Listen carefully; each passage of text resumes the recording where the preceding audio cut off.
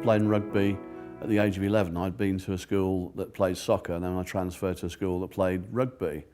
And I stood in line with all the other guys who'd not seen a rugby ball before, and the master said, "Okay, you do this, you do that."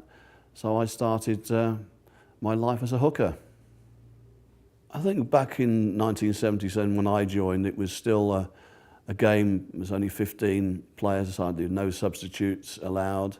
So you took your teams out. This club in those days probably had about 5 or 6 teams every Saturday, which was fantastic, great atmosphere. This was in the days when Only Rugby Club was based in the Terrapin huts near where the first team pitch is now. And those have only been there since 1977. For up to 100 years, this club changed in the Two Brewers Public House on the High Street. So moving into a new facility, I joined at just the right time.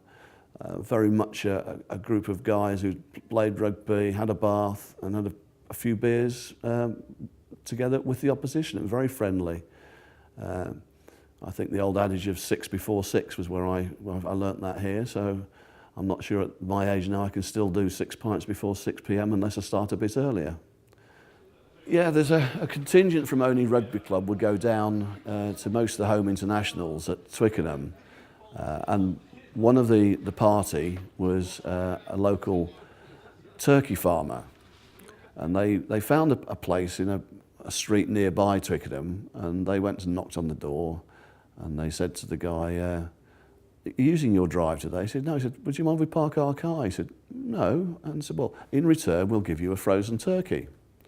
And this went on for 2 or 3 seasons, and so they turned up for one match, and they parked the car on the drive. They didn't need to see the guy because he's always there. And the door opened. And going, "What are you doing?" I said, "Well, we're parking our car." He said, "Why are you doing that? We've been doing it for 3." Then they realised it wasn't the same chap. The house had been sold. So they explained that they'd been coming for a number of years, and that in return for allowing them to park the car there, they could in fact pass over a frozen turkey, which they did. So this chap had decided to honour the tradition of allowing some older statesmen of Only Rugby Club to go to Twickenham and park in his drive. To play rugby to me was the thing that drove me during the week, that I knew I wanted to play rugby on Saturday.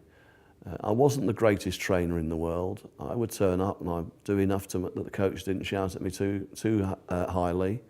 But I always looked forward to the Saturday, and in those days, in the early days, it was quite often we'd play a friendly on a Saturday and a cup game on a Sunday.